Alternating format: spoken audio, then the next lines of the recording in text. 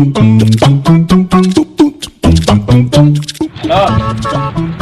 मैं आपसे बात कर रहा हूँ।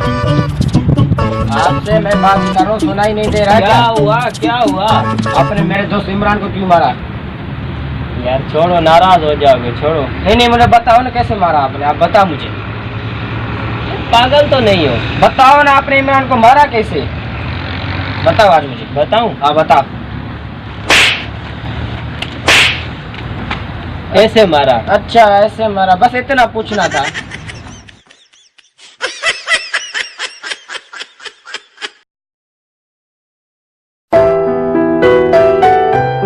यार लेकिन क्या ढूंढ रहे हो? मैं सुबह से आपको देख रहा हूँ।